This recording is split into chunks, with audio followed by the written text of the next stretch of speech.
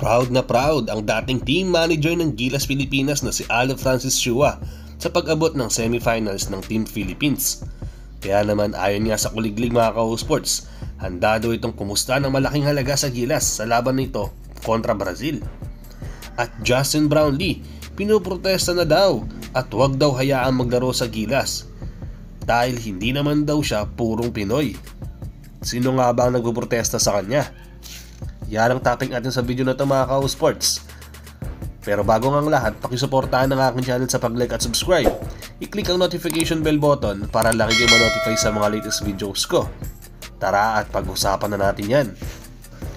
Nakaset na nga ang maglalaban-laban sa group stage ng FIBA pagkatapos malaglag ng Georgia dito sa OQT. Bali ang lalaban sa semis ay ang team ng Cameroon kontra Latvia at Gilas Pilipinas naman at Brazil. May nagsasabi nga mga ka-sports na nagpatalo daw talaga ang Brazil kontra Cameroon dahil iniiwasan nilang makatapat sa bracket ang Latvia at mas kampante nga sila kapag Pilipinas ang makakalaban nila dito sa semis dahil may game time na daw na nakahanda para nga dito. Mukhang kumpiyansa nga din ang team ng Brazil na malalampasan nila ng ganun-ganun lang ang Team Philippines. Take note mga ka-sports, malaki ang pinagkaiba ng Gilas ngayon compare sa mga nakarang international games. Nagiging lason nga ng European team ang game plan na hinahanda nga lagi ni Coach Tim. Kaya masasabi ko na bilog pa din ang bola at may chance manalo ang Gilas kontra Brazil. Pero yun nga mga ka-sports, kahit wala nga personal si Alo Francis Chua dito sa Latvia, ayon nga sa kuliglig, handa daw pumusta ng malaking halaga itong si Alo Francis Chua dito sa Gilas Pilipinas dahil ganun nga kataas ang kumpiyansa niya. Kahit milyon pa daw ang ipusta niya, ay handa daw siyang tumaya. Dahil sa nakarang Asian Games ay nagawa niya din daw ito at nanalo din daw siya ng malaking halaga mga ka-sports. Parang ang nangyayari kasi, para magkaroon nga ng extra thrill, ay tumataya ang mga mayayaman. Libangan na din nila at madaming negosyante na din ang mas yumaman sa ganyang gawain nila. Madaming beses na din daw nakita ni Al Chua na lumaban ng gusto si Coach Tim at mga bata niya sa Ginebra. Kaya tingin niya kahit anong mangyari itutuloy ni Chua ang pagsuporta niya sa Gilas Pilipinas dahil ang goal niya ay mag-champion tayo dito sa OQT at makapasok nga tayo nakakuha ng ticket para sa Paris Olympics. Pero sa aking opinion mga ka-sports, medyo delikado ang Gilas dito kontra Brazil dahil 6 na NBA players ang naglalaro nga sa kanila. Naging perfect kasi ang laban natin kontra Latvia simula pa lang ng game. Kaya napunta nga agad sa atin ang momentum.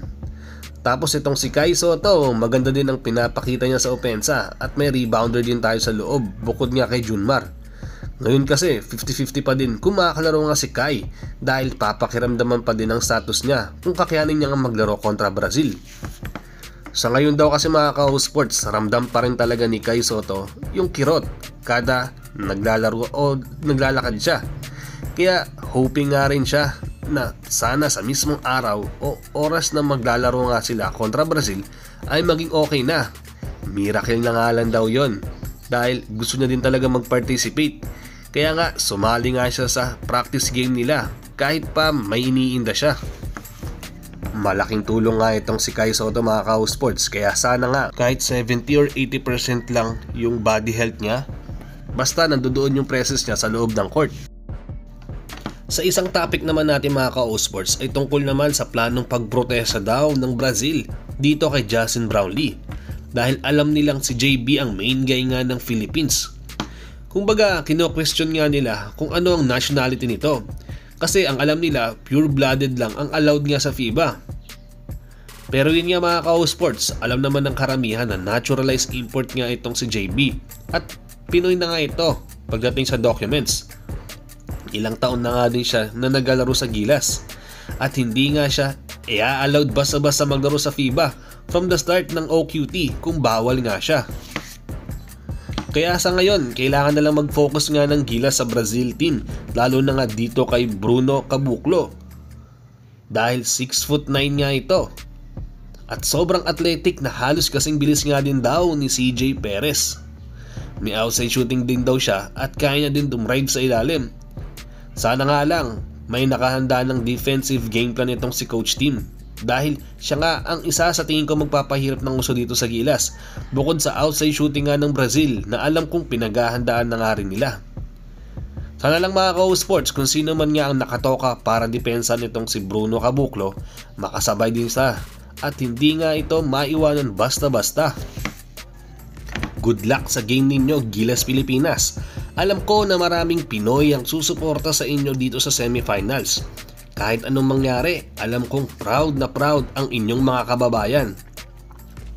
Kaso, marami pa rin ang umaasa na makakapasok nga tayo dito sa finals at makakuha ng ticket para makapaglaro nga dito sa Paris Olympics. Pag ito nalampasan ng Gilas Pilipinas ang Brazil team, malaki ang tsansa natin na makakapag-champion nga tayo dito sa OQT at nakakatuloy na nga ang Gilas Pilipinas sa Olympics.